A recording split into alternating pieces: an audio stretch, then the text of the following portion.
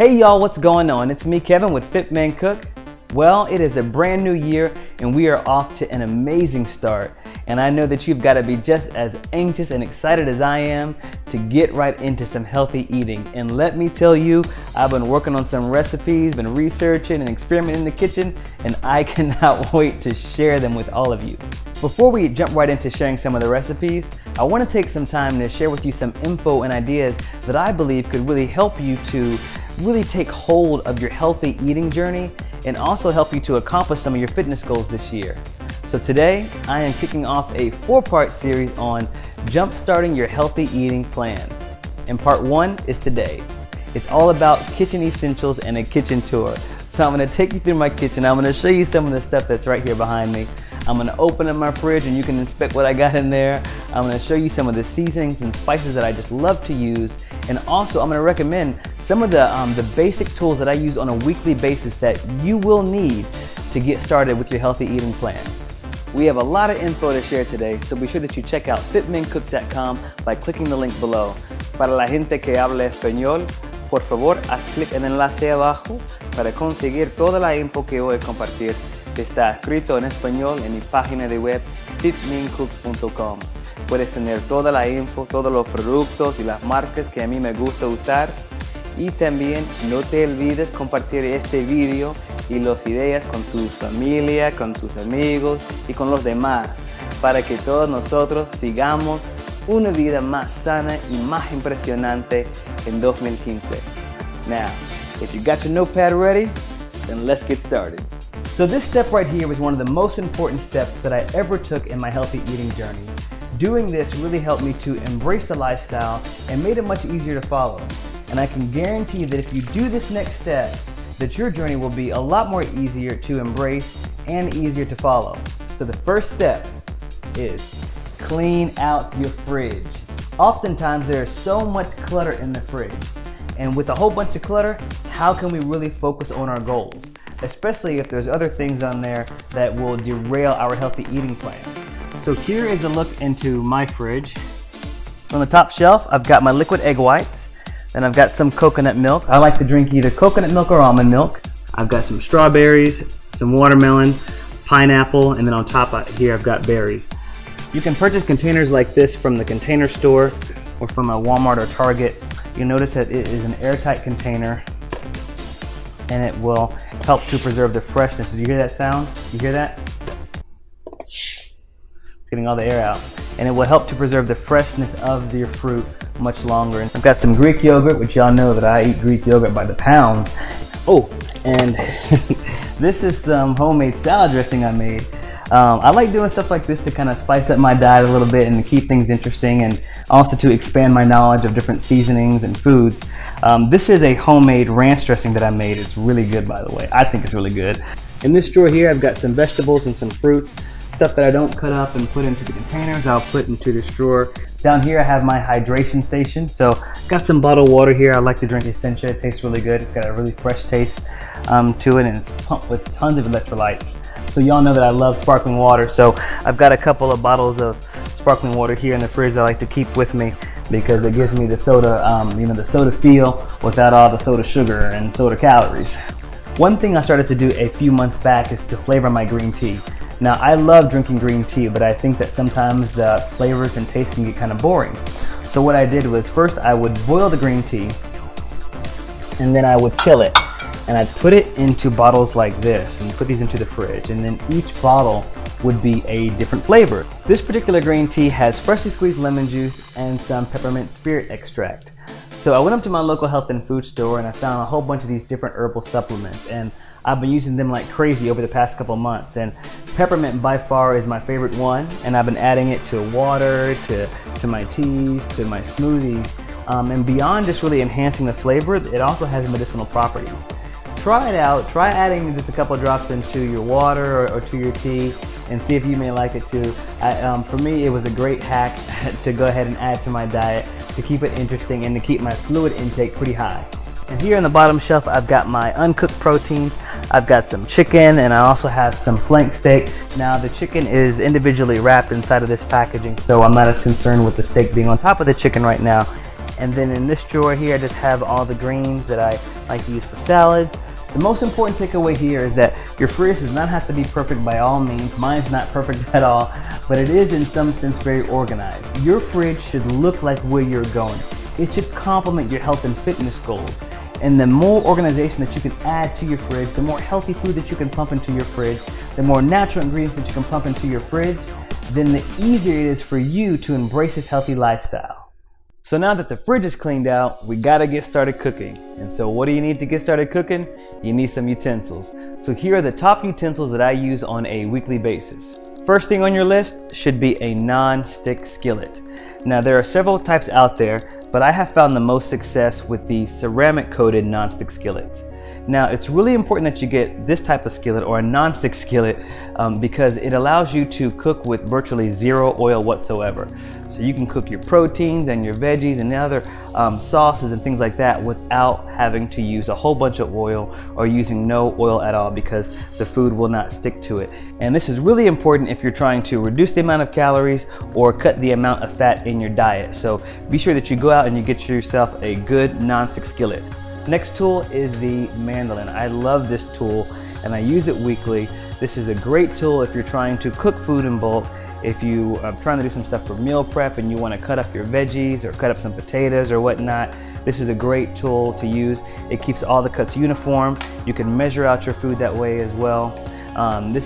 You can even switch out the blades on these, and they have different blades. So one blade will be a julienne blade. So if you've been looking for a way to make that zucchini pasta, get yourself a mandolin. So one quick caveat on the mandolins is that I don't know one guy, or just maybe like my friends, who have not gone through the rites of passage in using a mandolin, and that is you're probably going to cut yourself. So don't do what I did, and what they have done as well is that we forget to use the top of it. So this top is designed to actually push down on the veggie so you can slide it through right here.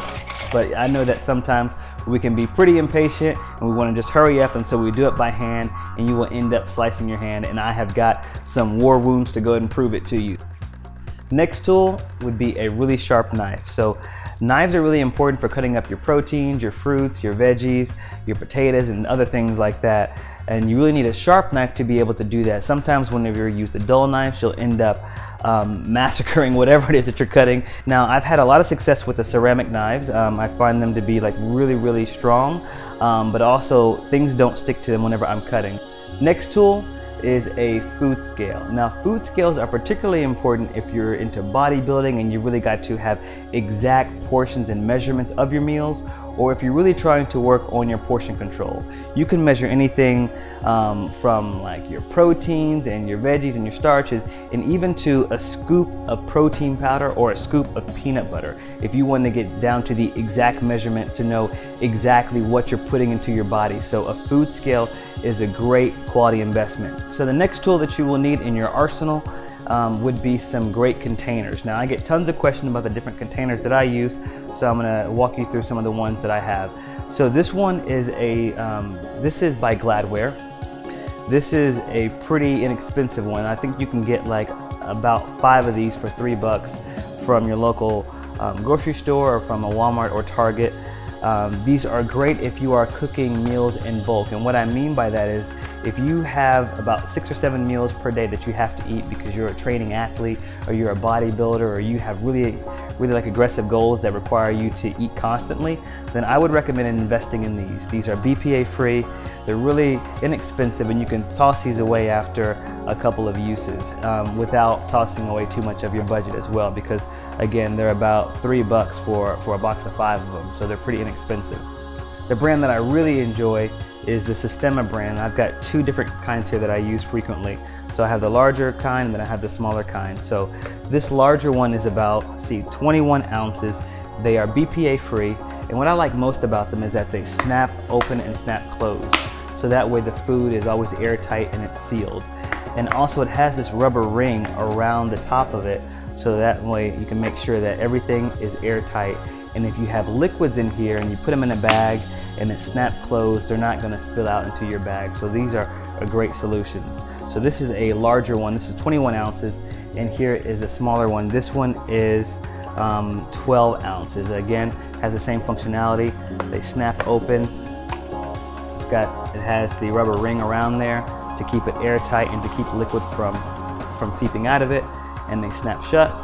So this one is about $5 per container, and this one I believe is around $7. So the way that I recommend to do this is that you purchase these as needed. Don't go and try to purchase a full set of them, you know.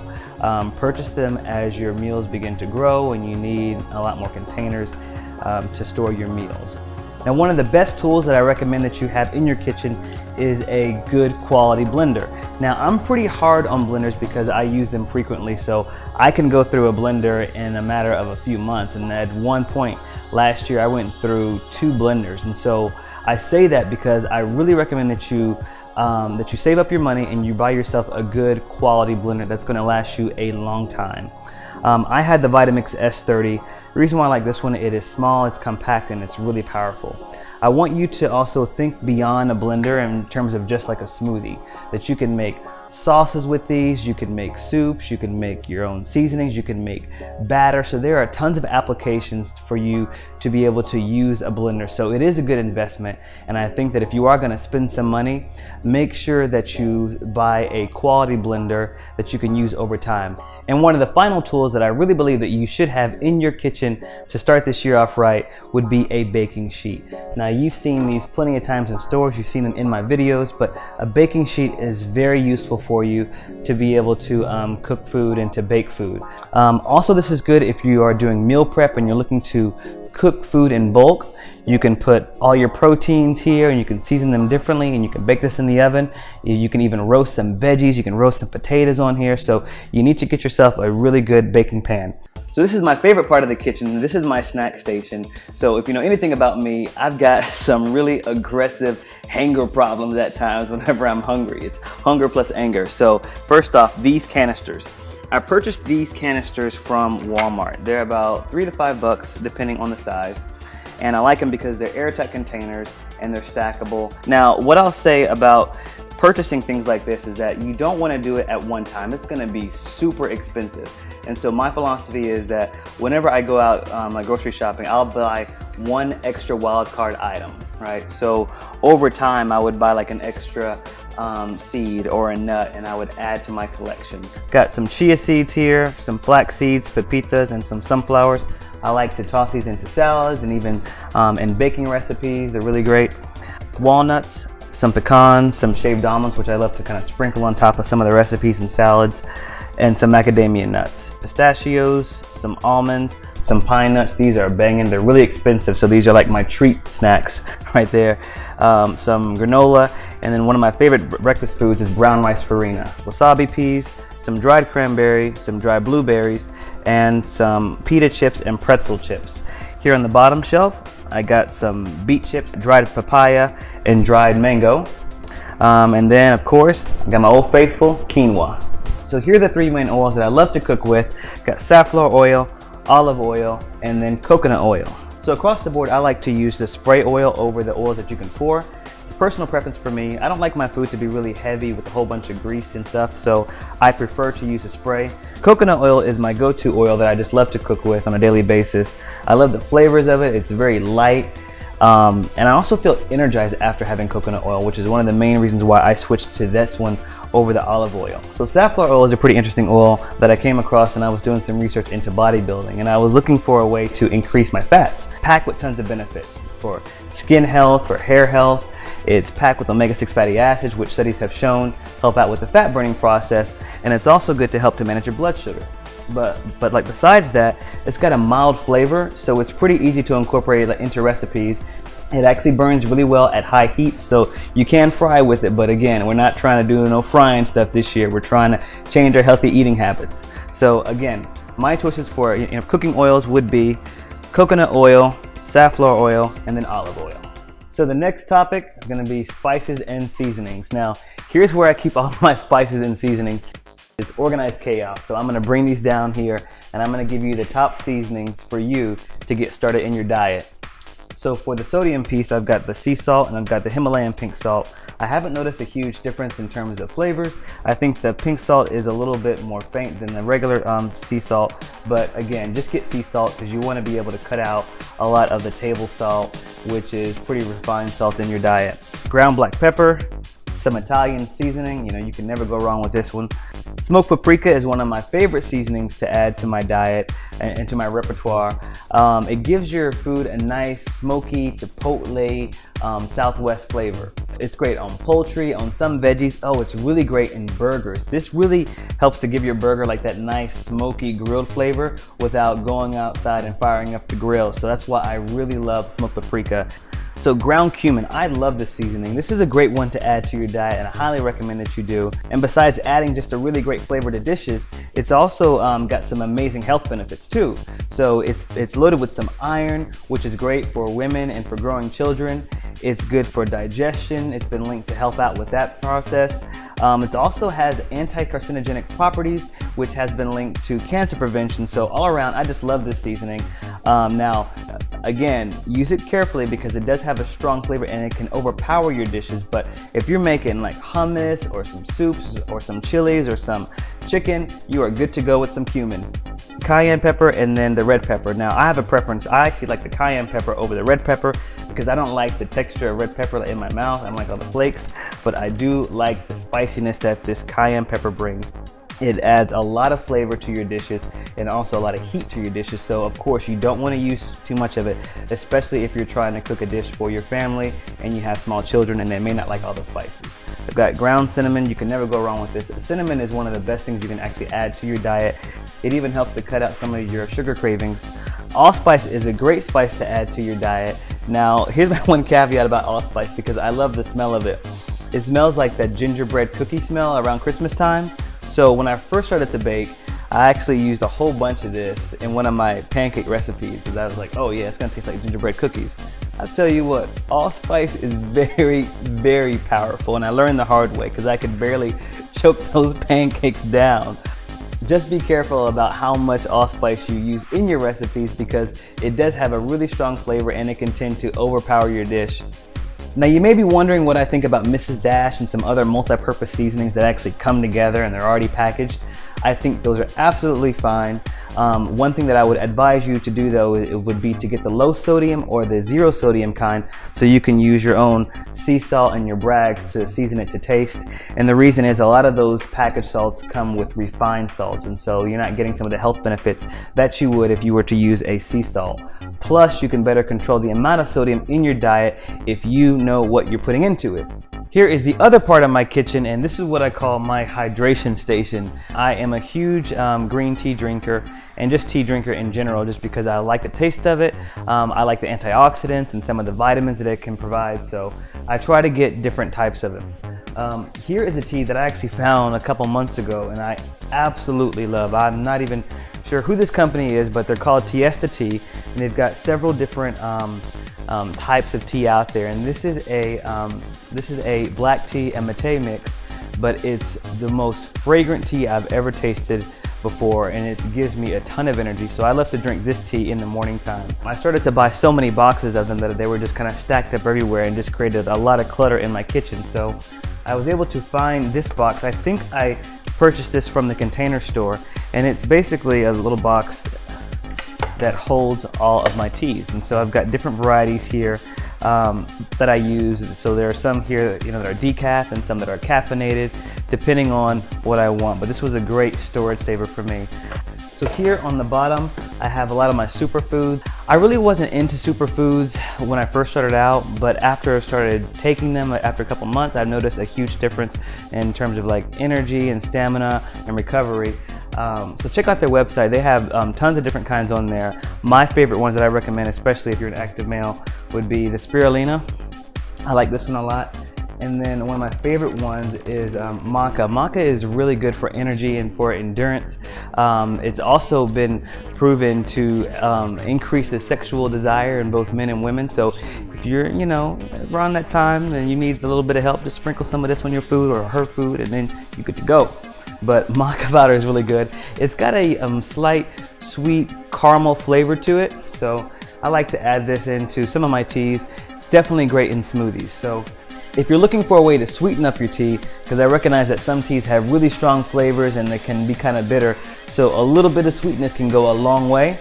Things I like to use would be organic raw honey, some coconut sugar. If you're on one of those sugar restricted diets, you can use some artificial sweeteners or some sugar substitutes. I like to use stevia in the raw and Truvia. Whew, so I know that was an epically long video today, so thank y'all just for sticking it out and for watching the video. Hopefully you found some of the information pretty helpful to help you get the tools you need so you can be successful in the kitchen this year. Now, we covered a lot of information, so be sure to check out fitmencook.com to get some of the info on the products and the brands that I shared during the video. And I'm sure you probably have a bunch of questions right now, so post your questions below and let's all answer them together as a community so we can learn and grow together and we can make 2015 the most epic year in healthy eating. All right, I'll be back with you all next week with part 2 of my series on jump-starting your healthy eating plan. As always, keep it healthy, but never boring.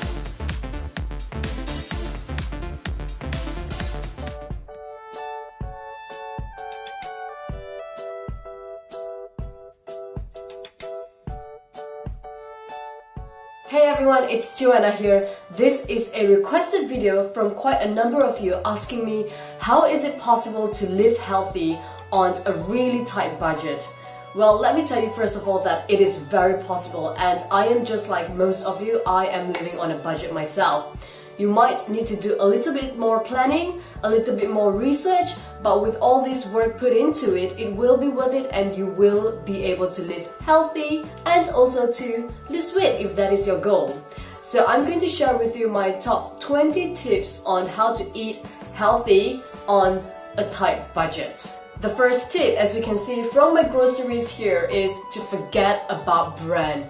Buy generic brand or store brands. Raw food like rice, pasta, frozen vegetables taste the same just like your branded brands out there. But what you're saving is a lot of money because you're saving on the nice fancy packaging from the branded brands that you get. A marketer once told me the supermarket places their most profitable products within your eye level. So if the product is targeted at you, it will be around the middle shelves. If it's targeted towards kids, it will be at the lower shelves.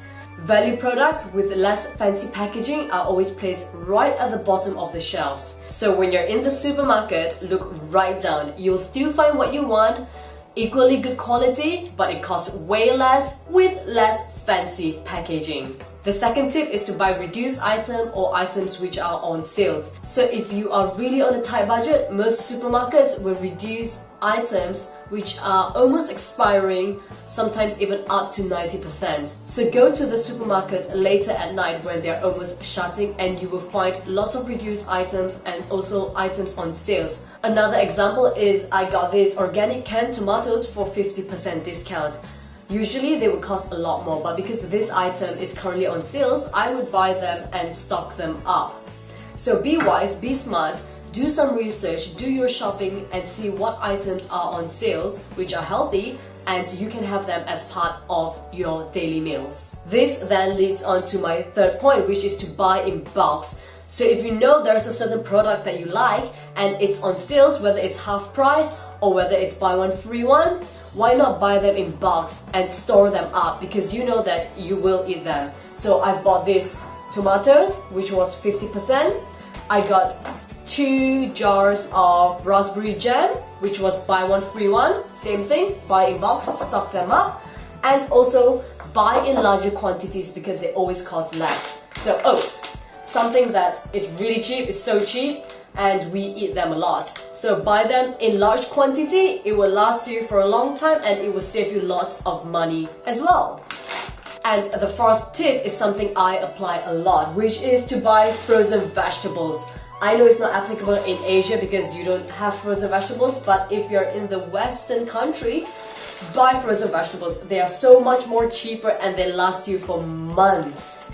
If I were to buy fresh vegetables, the trouble is that I will not be able to finish it on time and it will go off and therefore I will throw it away or waste my food.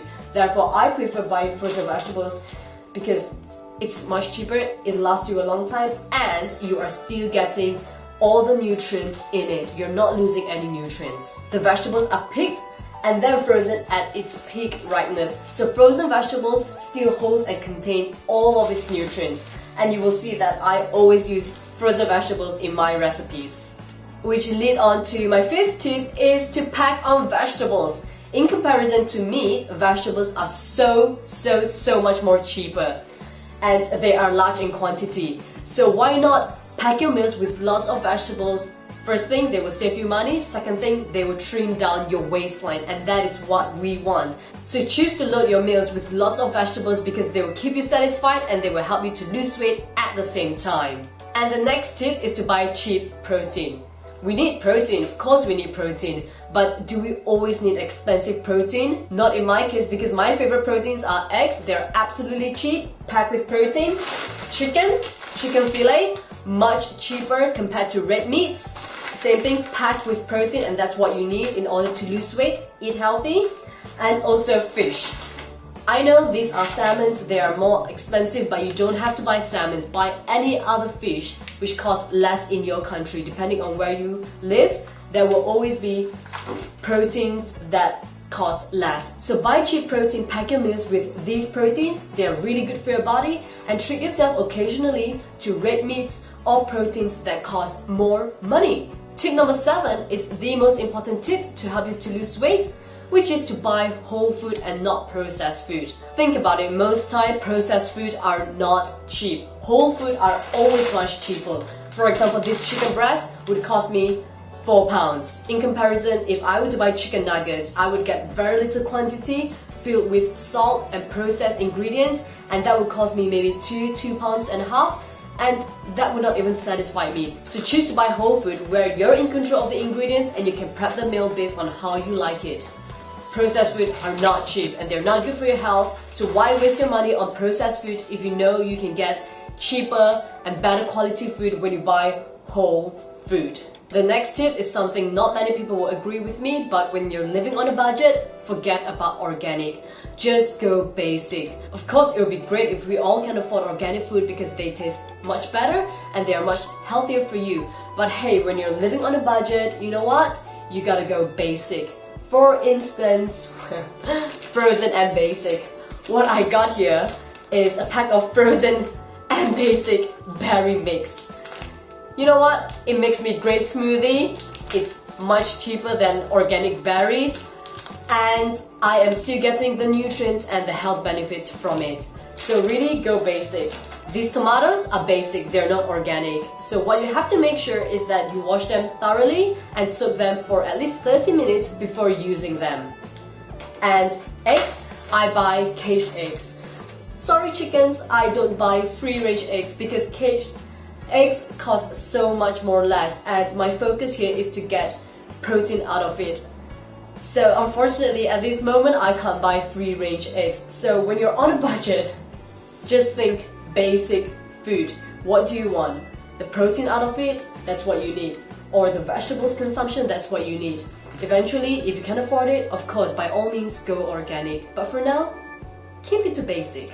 The next tip is something I practice a lot as well, which is to buy seasonal fruits and vegetables. When you go into the supermarket, go with an open mind. Know what you want. You need vegetables and you need fruits. But do you need a specific vegetables and fruits? The answer is no. Go to the vegetables and fruits sections, see what's in season, and buy the cheapest vegetables and fruits you can get. And change your meal plans, change your food intake according to what's in season and what costs less. This leads on to my next tip, which is to shop in your local markets. Sometimes supermarkets are not always the cheapest, so go to your local markets and look at the vegetables and fruit range they have there. Most times they will be much cheaper and much fresher in comparison to your big supermarkets.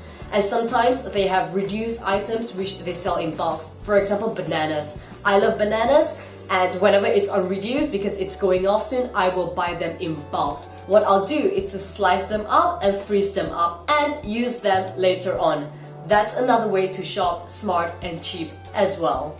Tip number 11 is to eat like the local. You will find that in different countries there are different types of food that cost way less. For example, in Asia, Tofu is extremely cheap and it's very easily accessible. So if you're in Asia, you know, you can always have more tofu if you want to because it's so cheap. Whereas milk and cheese are very cheap in the West, not in Asia. You don't have to stick to my meal plan or to a particular meal plan and try to buy ingredients that is expensive or is not easily accessible in your country. So adjust the plan and use ingredients that are cheap and easily accessible in your own country. So you want to lose weight and you want to save money. My advice to you is to write a grocery list and to stick by it. Only buy things that you need, not you want. So make a list before you go shopping. When you're in the supermarket, go straight to the sections and get what you need and go straight out. You don't have to start looking around, start doing your window shopping and start being tempted by what junks they have on sales. That will save you money and that will save your waistline. The next tip is very useful if you're a student or you live alone and you want to save money, which is to cook in bulks. I've always said this in my meal plan because it will save you money, it will save you time, it's much more convenient, and you are more likely to stick to your meal plan. Cook in bulks, store them in the fridge or freezer, and take it out and warm it up when it's dinner time. This is especially important if you have just got back from school or work and you feel extremely tired and lazy to cook. Guess what? You've got a healthy meal in your freezer or fridge for dinner. Moving on from that is to learn to store your food. Sometimes we buy in bulks because it's cheap and we can't finish it and it's going off.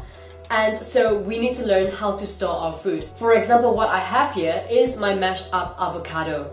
I could not finish my avocado and so I decided to mash it up, add a little bit of lemon and store it in the freezer. So when I feel like spreading it on my toast, I can just take it out, let it thaw and spread it on my toast.